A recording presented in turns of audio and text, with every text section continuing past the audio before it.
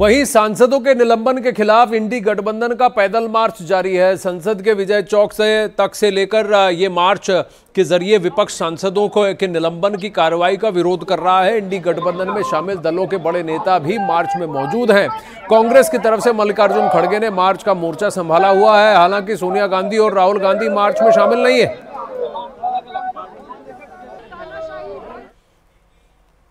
ये इंडी गठबंधन के वो नेता थे जो फिलहाल निलंबित हैं। इन्होंने विजय चौक तक मार्च किया है, हाथ में प्लकार्ड लेकर ये प्रदर्शन कर रहे हैं और मल्लिकार्जुन खड़गे इनकी अगुवाई कर रहे हैं। वहीं मार्च में शामिल नेताओं ने सांसदों के निलंबन को गलत बताते हुए सरकार पर सदन नहीं चलाने का आरोप लगाया है। आज हम जो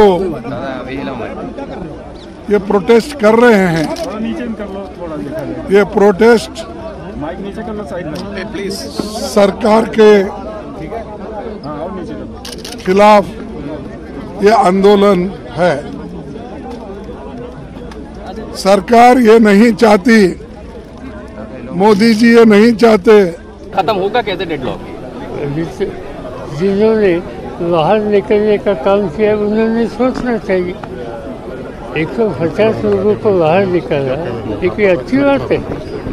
डायलॉग रखना चाहिए। डेमोक्रेसी में डायलॉग के बिना सरकार चलती नहीं, तो यहाँ डायलॉग करने की फुर्सत भी नहीं।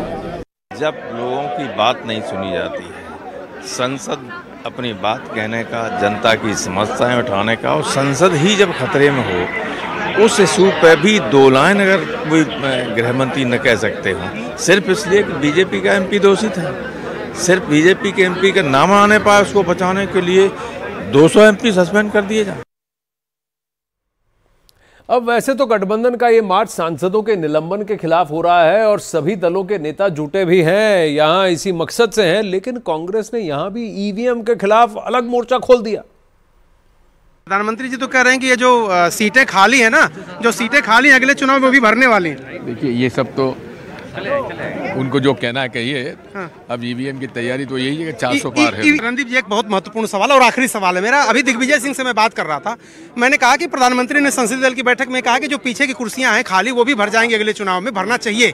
तो उन्होंने कहा कि 400 भी आ सकती हैं अगर ईवीएम है तो। ईवीएम पर आप लोगों को इतना अगर शक है तो क्या आप सिर्फ और सिर्फ ये मांग करते हैं बैलेट पेपर से चुनाव होना चाहिए? आप लोग ईवीएम नहीं मानते? इस देश के लोग ये चाहते हैं कि बैलेट पेपर से चुनाव हो, पर आज सवाल ईवीएम और बैलेट पेपर से भी बड़ा है।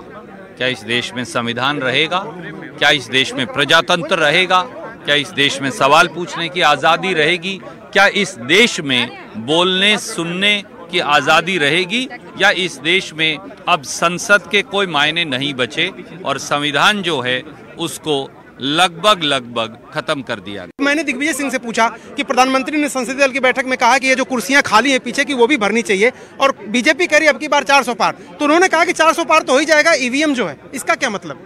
नहीं, दिग्विजय सिंह जी शुरू से कहते हैं और आज भी कहते हैं कि जिस प्रकार से बीजेपी की जीत ग्राउंड पे नहीं दिखती है, रिजल्ट्स पे दिखती है, उससे शक लगने लगा है सबको कि ये जीत में कहीं ना कहीं ईवीएम का भी खेल है। दिग्विजय सिंह जी इस बात पे स्थिर है और आज भी उस बात को मानते हैं। अरुण सिंह इस वक्त हमारे साथ जुड़ रहे हैं। बात निलंबन की है, बात घुमा के उन्होंने ईवीएम पे पहुंचा दी। अब बैलेट पर विश्वास है, ईवीएम पर नहीं। ये घुमा फिरा के कांग्रेस ने कहीं एक और अलग मोर्चा तो नहीं खोल दिया? देखिए आनंद, जहां तक ईवीएम का सवाल है, पिछले दिनों जो इंडिया गठबंधन की बैठक हुई थी उसमें एक ड्राफ्ट रेजोल्यूशन आया था ईवीएम को लेकर। उसमें ये मांग की गई थी कि अच्छा तो ये होता कि आप बैलेट पेपर की तरफ आ जाते, लेकिन वो आप कर नहीं रहे हैं, उसको लेकर रिलक्टेंट हैं। तो चलिए हम ईवीएम भी मान लेंगे, लेकिन वीवीपैट से जो पर्ची निकलती है वो पर्ची आप मतदाता को दीजिए, वो देख ले कि जहां वोट उसने दिया वही वोट पड़ा कि नहीं, और उसको एक अलग बॉक्स में रखिए जिसकी 100% गणना हो, ताकि बैलेट पेपर की तरह ही नतीजे एकदम से फुल प्रूफ रहे, उस पर कोई शक की गुंजाइश ना हो। ये बात उसमें कही गई थी, लेकिन फाइनल ड्राफ्ट जो अडॉप्ट हुआ और जो जयराम रमेश ने ट्वीट किया उसमें बैलेट पेपर वाली बात गायब कर दी गई। इसके पहले इंदिरा गांधी इंडोर स्टेडियम में कांग्रेस पार्टी का अधिवेशन हुआ था, उसमें भी पार्टी ने कहा था बैलेट पेपर की तरफ आपको आना चाहिए। तो पार्टी बैलेट पेपर से चुनाव करवाने की पक्षधर है, लेकिन इंडिया गठबंधन में कई ऐसे यही पार्टी है जिसने कहा कि आगामी ये जो अभी गत हो गए चुनाव उसी में इसी ईवीएम का हवाला देते हुए इसी पार्टी के नेता एक्स पर डाल रहे हैं कि हमें 40% वोट मिले हैं। तो फिर वोट शेयर की बात क्यों करते हैं? इसी ईवीएम के बल पर तो इन्होंने कर्नाटक में जीत हासिल की थी, इसी ईवीएम के बल पर अभी इन्होंने तेलंगाना में जीत हासिल की है। तो जहां ये जीत रहे हैं वहां ईवीएम ठीक है। ये तो खोखली बात हो गई। और फिर अगर इस तरह की खोखली दलीलें वो ईवीएम को लेकर दे रहे हैं तो इनके निलंबन को लेकर भी इनकी दलीलें खोखली नहीं साबित होती? देखिए आनंद, ये जो सवाल आपने अभी किया वही सवाल मैंने विवेक तनखा से पूछा था, और जो आपने उनकी बाइट सुनवाई उसी में उन्होंने कहा, मैंने कहा कि तेलंगाना आप जीते, कर्नाटक आप जीते, हिमाचल आप जीते, तो कह रहे हैं जहां जरूरत होती वहां जितवा देते हैं हमको।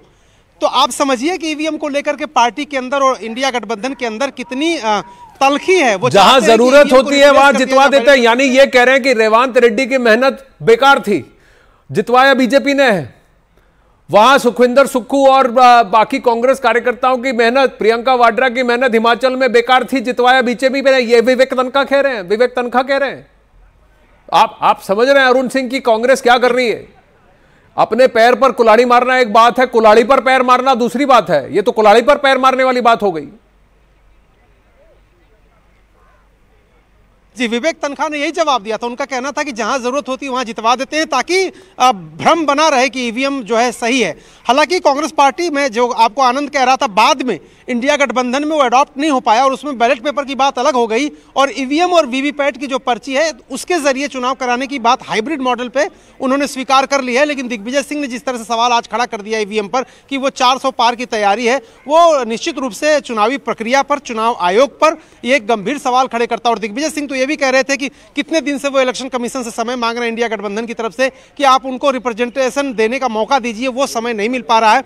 बहरहाल ईवीएम का जो मुद्दा था वो तो अपनी जगह पर है। जो आप बात कर रहे थे विपक्ष की, हाँ ये जरूर है। देखिए, तृणमूल कांग्रेस की तरफ से मौसम नूर को भेज दिया गया, जो बड़े नेता थे वो दिखाई नहीं दिए मार्च में। इसके अलावा आम आदमी पार्टी से भी संजीव अरोड़ा को भेज दिया गया, जो बड़े चेहरे पार्टी के हैं, राघव चड्ढा जैसे, वो लोग दिखाई नहीं दिए।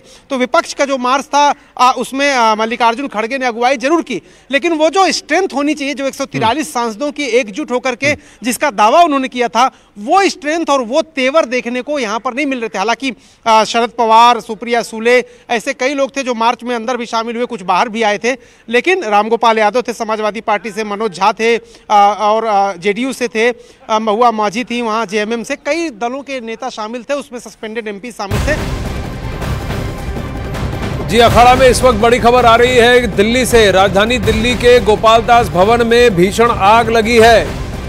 ये अब ताज़ा तस्वीरें और अपडेट आ रही हैं। दमकल की कई गाड़ियां इस वक्त मौके पर मौजूद हैं। राजधानी दिल्ली में गोपाल दास भवन में भीषण आग लगी है।